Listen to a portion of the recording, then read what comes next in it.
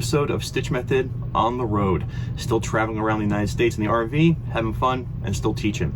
So the question is, how do we make our solos, whether they're improvised or written, sound more continuous, have continuity, more of a conversation? Now, I released a video a couple weeks back about phrasing and adding, kind of human sentences to your playing. And what this is, this lesson's a little bit different. This is about soloing using either a scale or chord tones and being able to make the listener kind of fall in to the next note. It's an art form. My favorite guitar players do it, and I want to show you how it is done. So with that being said, let me show you what I'm talking about. Today's chord progression is going to be stolen directly from the Axis of Awesome. It is a D, A, B minor, and G. And we're going to use that loop to solo over. And we're going to solo, everyone grab your guitars, we're going to solo around the 9th, 12th fret area. So the first thing we want to do is assess, well, do we have a key? And the answer is yes. This is in the key of D. It's a 1 chord, 5, 6, 4. Okay, very, very famous progression. And so now what we need to do is, well, what key is that in? Well, that's in the key of D, and we need to find a D major scale. And we're going to solo up here around 9 and 12. So that D major scale comes from the E-shaped D chord, and it's right here, okay? It's 10, 12, 9, 10, 12, 9, 11, 12, 9, 11, 12, 10, 12, 9, 11, sorry, 9, 10, and if you want to get that 12 in there, you can. But that's the root. So this is our pathway here. Okay? This is our path that we're going to be using to solo with. Now, we're also going to find our chords right here in this position. And those chords are, the D chord is right here, E-shaped on the 10th fret. A chord is the C-shaped chord on the 9th fret. The B minor is the D minor shaped chord on the 9th fret. Any questions, check out my Caged Primer playlist. That will show you all this stuff, and the G chord is right here on the A-shaped 10th fret. So the first thing you want to do is you want to kind of play just those chords up here. I have a loop here. Let me see if my foot can grab it blindly. There it is. Oh, that's not it. Hold on. It was a lot farther away than I thought. So I'm going to play with the loop with these chords up here first. This is the first thing I'm going to do.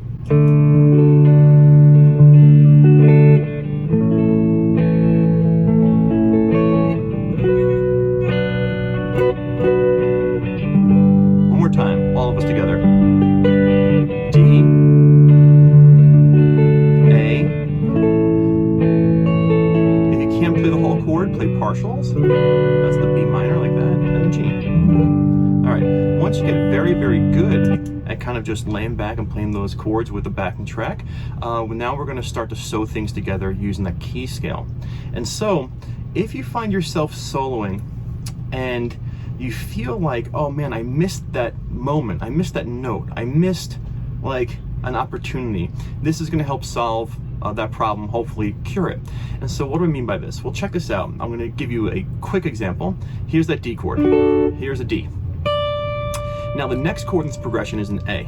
All right, and if you look at the A chord, this was a D on the 10th fret of the high E, and this here is part of the A chord, which is the 9th fret of the high E string. These notes are separated by 1 fret. It is within your best interest that if you end your phrasing for the D here, that the next note you hit on the actual A chord change, on the moment of the chord change, is something that's close by to where you are and part of the next chord. And this is the art form. I call this proximity playing. All right, I've mentioned this in some live feeds before. So I'm here on the D. The A is about to come. My eyes see this. They see that the 9th fret of the high E string is part of the next chord. And when that very first moment comes of the A, the very first beat, I'm going to find the closest note of my very next chord on the same string, and I'm going to hit it. And then I'm going to continue soloing, whether I use the D major scale, or whether I like to kind of put in more chord tones. So let's just listen for that chord change and how it comes about.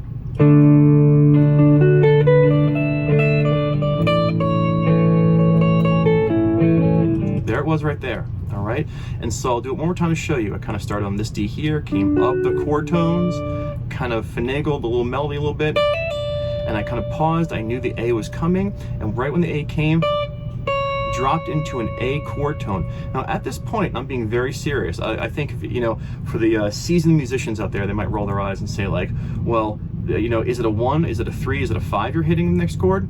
Doesn't matter. When you're proximity playing, what you're trying to do is give the listener a nice easy lob into the melody. And there's nothing easier than picking a fret that's 1 fret away and kind of leading in to your melody. All right, so I'll do that one more time so you can see it. I gotta find that looper, there it is. And here we go.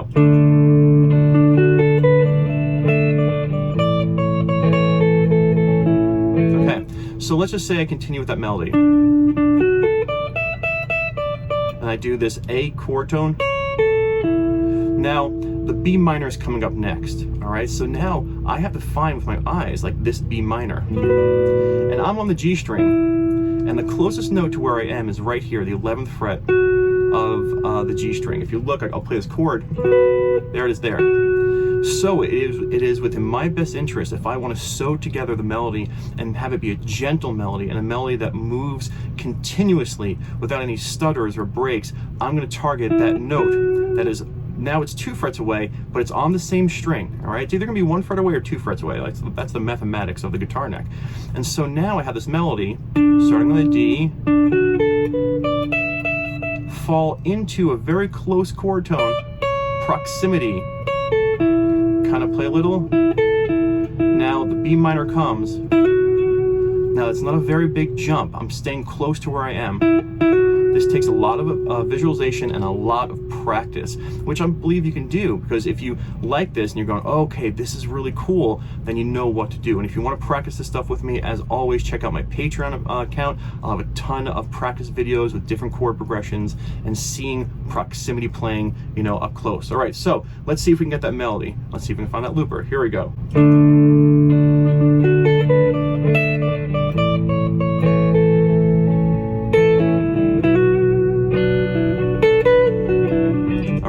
So I did it. All right, and for that note, there it is. It's in the B minor. Then here comes the G. I went. Now I ended here, and if you look, that note is in the G chord. It doesn't get any more proximity playing than playing the same note that you're already on. But if you don't want to do that, you can quickly kind of get to another close note. Now, a close note being next door isn't necessarily close, because you have to go through a lot of notes. But it's still a good move. You're playing by proximity, but not by fret. So if you end up on a note of a chord that you're already on, and it's already going to be in the next chord, you can double up. Nobody's going to bat an eye, or you can kind of climb to a next one. The whole art form here is about staying close and realizing, okay, my next chord is coming up. Can my eyes see the closest chord tone to where I am now? And that's the key. Where am I right now? Where am I going? How do I make this change as minimal as possible? It doesn't have to have a punch. Now, of course, I want to say, you can jump around and go high and go low, but this is about playing with something that's smooth right now. And if you choose to do this in the middle of your melodies, this is how you do it. So let's see if I can double up on that last note and if I can remember my entire melody. Let's see.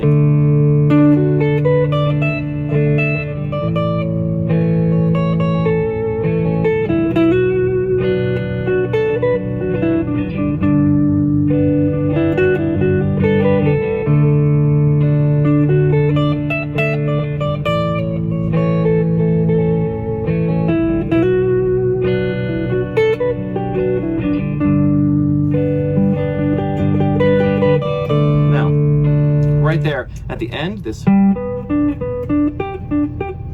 is from my motifs video. When you have a chord that is stalled out, you can kind of double up on your motifs. It'll be located right up here if you want to check it out. So hopefully you're picking up what I'm putting down, which is if you have a chord progression and there's some chord tones, some chords that are changing, wherever you end up in your melody, right before the chord change, you have to figure out, well, where is my closest note in the chord that is coming physically to where I am? And if you hit it, the melody is not going to be jarring. It's going to be smooth. So I'll do it one more time with this chord progression just to show you, and I'll pick a totally different, set of notes, but let's see what we can do here. I'm going to start on this D here, and I'm going to go, let's see, I'm going to end here for the D. Now it's like, okay, I'm on D, the A is coming. Well, where's my A chord? Here. And look at that, I ended here, and a chord tone for my A is 1 fret behind. So let's see what that sounds like.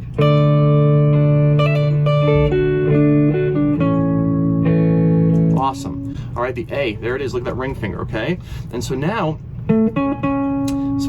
I have my A, I'm gonna play the A. Let's see.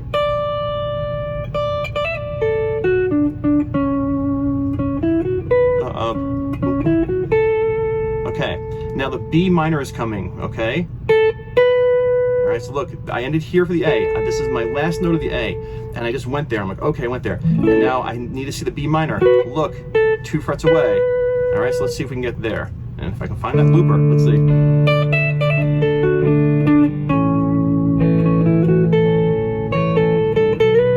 All right, now I'm gonna play something for the B minor.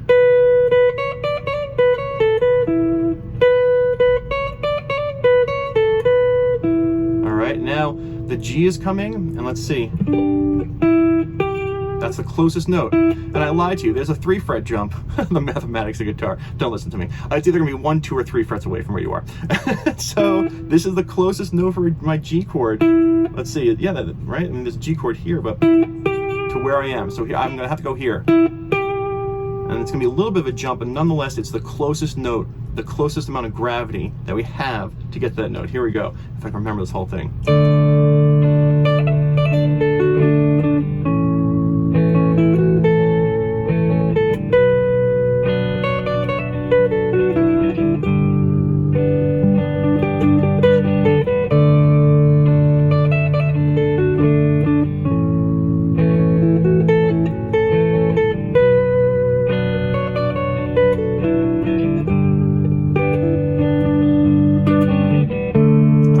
So there it was there in action. So hopefully this is making sense. You want to practice staying close. A lot of people I see, you know, when you're focusing on chord tones, we get this like, well, I have to start from the bottom, like, you know, and this is going to kind of prevent that and not be as jarring. So I hope you enjoyed this quick episode of being continuous, having continuity, staying close by, developing a melody that actually moves in the direction you want it to move. And that's pretty much it. Again, if you want to practice all this stuff with me, I have practice sessions for every video I make. There'll be a link below. Talk to you guys later. Who knows where I'll be next time. Rock and roll. Bye-bye.